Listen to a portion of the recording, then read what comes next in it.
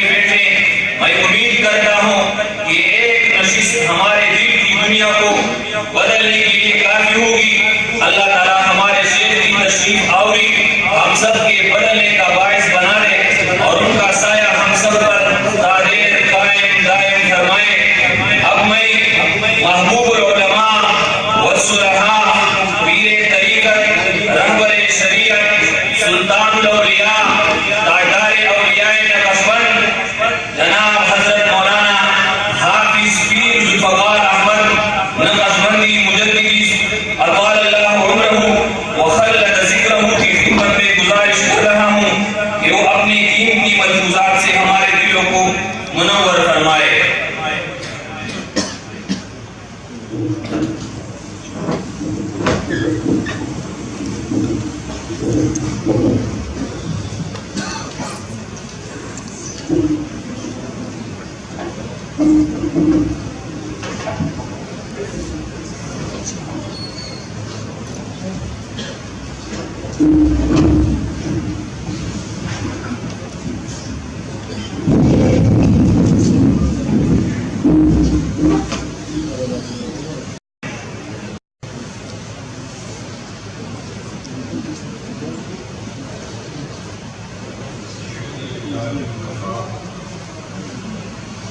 وسلام على عباده الذين اصطفى ثم بعد أعوذ بالله من الشيطان الرجيم بسم الله الرحمن الرحيم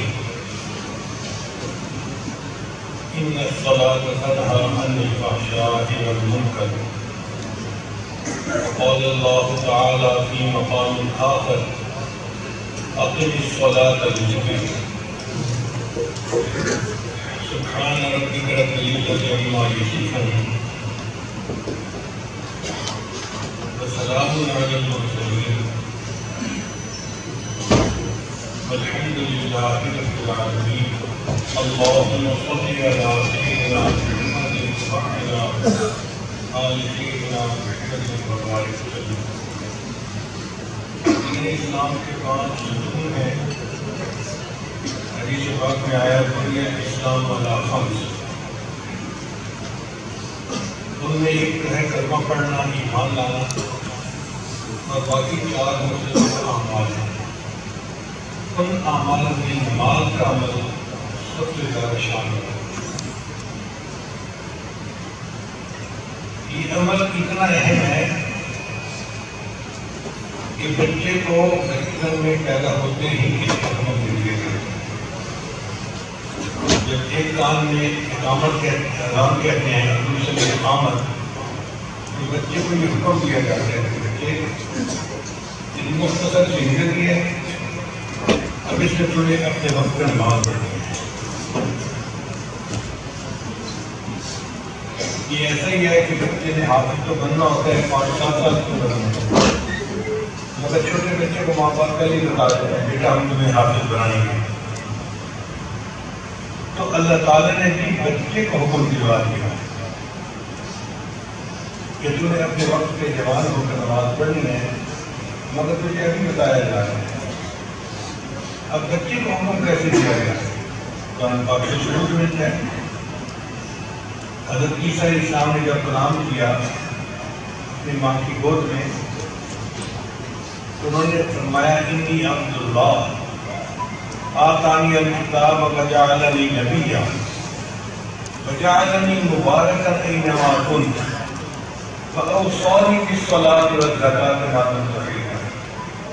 دیکھا بچپن میں فرما رہے ہیں کہ مجھے اللہ نے حکم دیا ہے نماز پڑھنا، تو گویا بچے کو بچپن سے ہی حکم دے دیا جاتا ہے نماز کا۔ جب فرض ہوگی اپنے وقت میں وہ پڑھے گا، بتا شروع دے دیا۔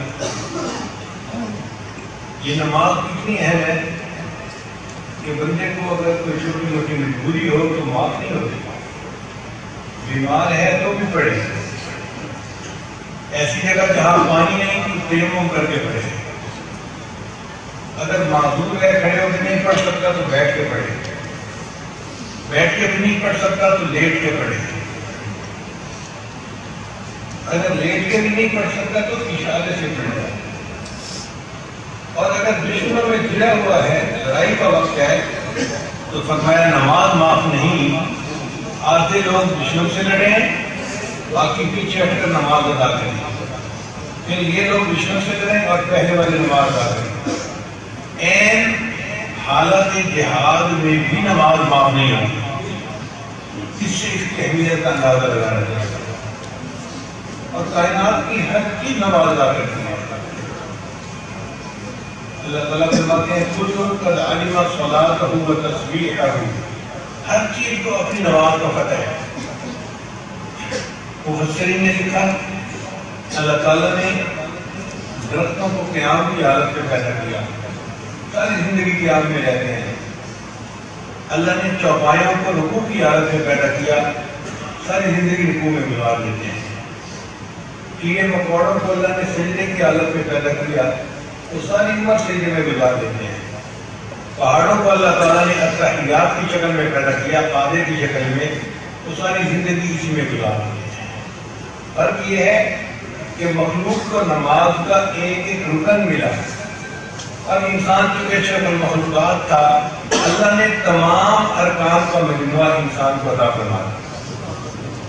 حدیث پاک میں آتا ہے کہ نبی علیہ الصلوۃ والسلام نے معراج کی رات فرشتوں کو دیکھا، کوئی قیام میں ہے، کوئی رکوع میں ہے، کوئی سجود میں ہے، تو نبی صاحب نے فرمایا کہ جو فرشتہ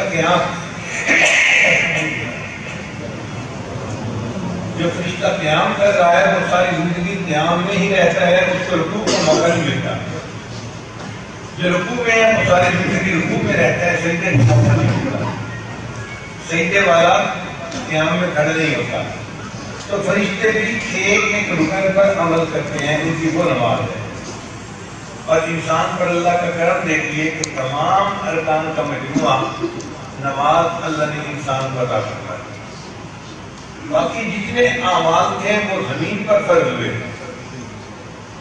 نماز ایک ایسا عمل ہے جس کے لیے اللہ نے اپنے محبوب صلی اللہ علیہ وسلم کو عرش پہ بلایا، اپنے پاس بلایا، معراج پہ بلایا، اور وہاں نماز عطا فرمائی۔ حدیث پاک میں آتا ہے کہ نبی صاحب جب اللہ تعالیٰ کے سامنے حاضر ہوئے تو آپ نے فرمایا التحیات للہ والصلوات والطیبات، تین لفظ کہے کہ سب زبانی باتیں، بدنی باتیں اور مالی باتیں اللہ ہی کے لیے۔ طالب علم کے ذہن میں سوال پیدا ہوتا ہے کہ اسلام نے تو کہا کہ جب دو بندے ملے تو ایک دوسرے کو سلام کرنا چاہیے، اور افشوا السلام بینکم، سلام کو پھیلاؤ۔ تو نبی اسلام نے اللہ تعالیٰ کی خدمت میں سلام کیوں نہیں کہا؟ علماء نے جواب دیا کہ سلام اصل میں دعا ہوتی ہے کہ اے میرے بھائی اللہ تجھے سلامت رکھے ہر مصیبت سے، ہر پریشانی سے، ہر بری چیز سے۔ تو انسان کو اس دعا کی ضرورت ہے۔ اللہ تعالیٰ کو کوئی پریشانی نہیں، کوئی مصیبت نہیں، کوئی کسی کو خوف نہیں، تو اللہ کو اس دعا کی ضرورت نہیں، وہ تو خود سلام ہے۔ لہذا اللہ کو السلام علیکم کہنا کوئی اس کی دکھ نہیں بنتا تھا۔ تو نبی علیہ السلام نے اللہ کی تعریف کی، التحیات للہ والصلوات والطیبات، تمام زبانی تعریفیں التحیات، والصلوات اور ساری بدنی باتیں اللہ کے لیے، والطیبات اور مالی باتیں بھی اللہ کے لیے۔ تو اللہ تعالیٰ نے اس کے جواب میں تین الفاظ فرمائے، السلام علیکہ ایھا النبی ورحمۃ اللہ وبرکاتہ۔ تین کے جواب میں تین الفاظ اللہ نے فرمائے۔ نبی علیہ السلام تو انسان تھے، ان کو سلامتی کی ضرورت تھی۔ اللہ نے فرمایا السلام علیکہ ایھا النبی ورحمۃ اللہ وبرکاتہ۔ اب آگے محدثین نے لکھا ہے کہ نبی علیہ السلام نے اپنی امت کو بھی اس دعا میں شامل کر لیا، اور بعض نے کہا کہ نہیں، فرشتوں نے یہ کہا السلام علینا وعلی عباد اللہ الصالحین۔ تو یہ وہ گفتگو تھی جو محب اور محبوب کے درمیان معراج پر ہوئی، اور اللہ نے اس کو نماز کا حصہ بنا دیا۔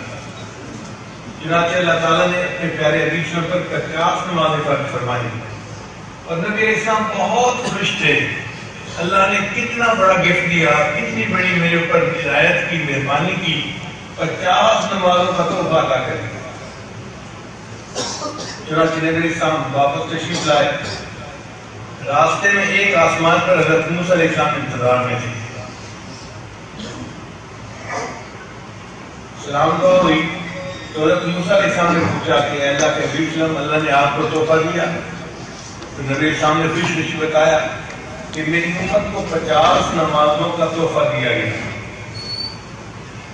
تو حضرت موسیٰ علیہ السلام نے عرض کیا اے اللہ کے حبیب صلی اللہ علیہ وسلم, میری امت پر 2 نمازیں فرض تھیں اور ان کے لیے 2 نمازیں ادا کرنا کوئی مشکل تھا. 50 تو بہت زیادہ ہے.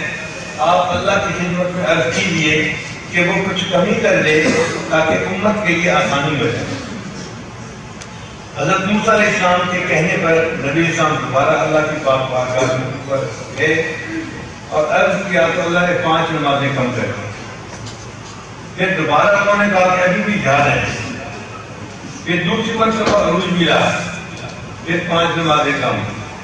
5 کم کرتے کرتے آخر پہ 5 رہ گئیں.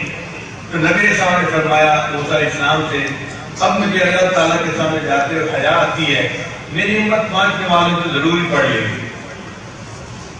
اب یہاں طالب علم کے ذہن میں چند سوالات پیدا ہوتے ہیں.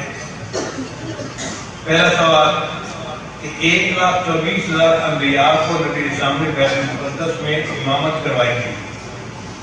پھر ان میں سے حضرت موسیٰ علیہ السلام ہی تو راستے میں بیٹھے ہوئے تھے. حضرت آدم علیہ السلام ہوتے, ابراہیم علیہ السلام ہوتے یا کوئی اور ہوتے پیغمبر علیہ السلام, حضرت موسیٰ علیہ السلام ہی کی خصوصیت کیا ہے؟ تو علماء نے جواب دیا کہ حضرت موسیٰ علیہ السلام اللہ کے عاشق تھے. عشق اتنا بڑھ گیا تھا کہ انہوں نے دنیا میں عرض کر دیا رب ارنی انظر الیک, اے اللہ میں آپ کا دیدار کرنا چاہتا ہوں. اللہ نے فرمایا میرے پیارے موسیٰ علیہ السلام دنیا میں آپ میرا دیدار نہیں کر سکتے, میں پہاڑ پہ اپنی تجلی ڈالتا ہوں, اگر تم اس کو برداشت کر جاؤ گے تو پھر فلما تجلی ربہ جعلہ دکا وخر موسیٰ صعقا. اللہ تعالیٰ نے موسیٰ علیہ السلام کے قریب جو پہاڑ تھا نا اس پر تجلی ڈالی تو موسیٰ علیہ السلام تو بے ہوش ہو گئے اور پہاڑ جو تھا وہ بالکل جل کر کوئلہ بن گیا. اب موسیٰ علیہ السلام جانتے تھے کہ دنیا میں اللہ کو دیکھنا ممکن نہیں. اب انہیں جب پتہ چلا کہ اللہ نے اپنے محبوب صلی اللہ علیہ وسلم کو بلایا ہے اپنے دیدار کے لیے تو عاشق کا دل مچلتا ہے. موسیٰ علیہ السلام کا دل مچل گیا. اچھا اگر یہ سعادت ان کے نہیں ملی اور اللہ نے اپنے محبوبوں کو یہ سعادت کے لیے بلایا ہے تو میں راستے میں جا کر بیٹھتا ہوں تاکہ محبوب جب اللہ کا دیدار کر کے لوٹیں گے تو میں ان کے چہرے کا دیدار کر لوں گا.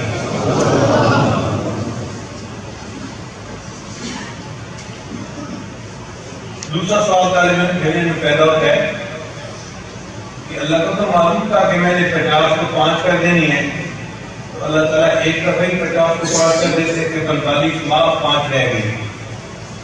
یہ کیا بات ہے کہ 5 کم 5 کم 5 کم کرتے کرتے یہ تو مخیلوں کا طریقہ ہوتا ہے اور اخیر پہ 5 رہ گئے.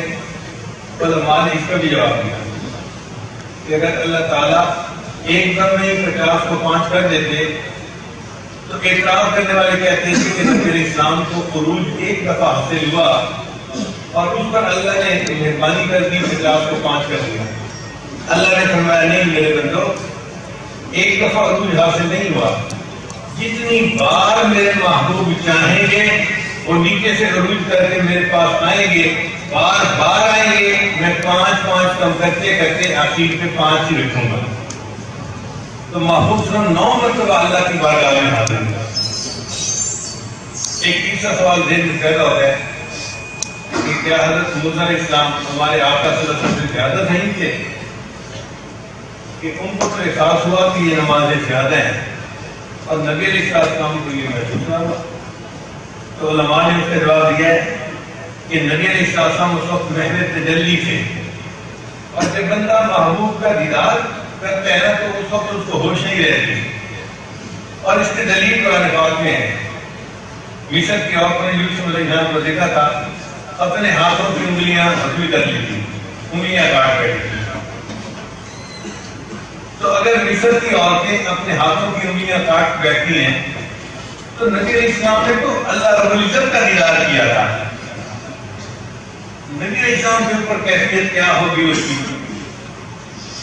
ہمارا خیال یہ ہے کہ اگر اللہ تعالیٰ اس وقت 100 نمازیں بھی فرض فرما دیتے تو محبوب صلی اللہ علیہ وسلم خوشی خوشی 500 کو بھی قبول کر لیتے،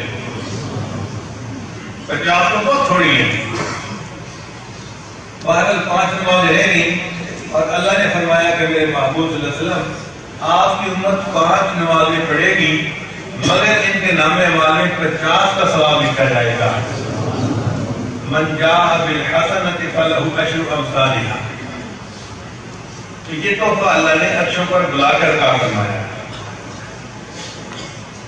ایک سوال اور پیدا ہوتا ہے، آخر 5 نمازیں ہی کیوں؟ 3 کیوں نہیں؟ 1 کیوں نہیں؟ 5 کے علاوہ کچھ اور ہوتی؟ 5 کی کیا خصوصیت ہے؟ تو علماء نے لکھا کہ 5 نعمتیں بنیادی ہوتی ہیں، جس بندے کو مل جائیں اس کو اللہ کی ساری نعمتیں نصیب ہوگی۔ ایک کھانا پینا، دوسرا لباس، تیسرا مکان، چوتھا بیوی اور 5واں سواری۔ یہ 5 نعمتیں جس بندے کو مل جائیں وہ سمجھیں کہ اللہ نے مجھے زندگی گزارنے کے لیے سب نعمتیں عطا فرما دی۔ قرآن مجید میں اللہ نے بنی اسرائیل والوں کو فرمایا وَجَعَلَكُمْ أَنْبِيَاءَ وَجَعَلَكُمْ مُلُوكًا۔ اے بنی اسرائیل والو، اللہ نے تمہارے اندر بادشاہ بھی بھیجے اور انبیاء بھی بھیجے۔ تو ملوکوں کی تفسیر میں مفسرین نے لکھا ہے کہ اللہ نے ان کو بادشاہ کیسے بنایا؟ ان میں سب لوگوں کو 5 بنیادی نعمتیں عطا فرمائی، لہذا جس بندے کو یہ 5 نعمتیں مل جائیں وہ گویا دنیا میں بادشاہ جیسی زندگی گزار رہا ہوتا ہے۔ اور آپ غور کریں، آج کے دور میں تقریباً ہم میں سے ہر بندہ ان 5 نعمتوں کے ساتھ زندگی گزار رہا ہے۔ تو اللہ نے فرمایا میرے بندے، یہ 5 بنیادی نعمتیں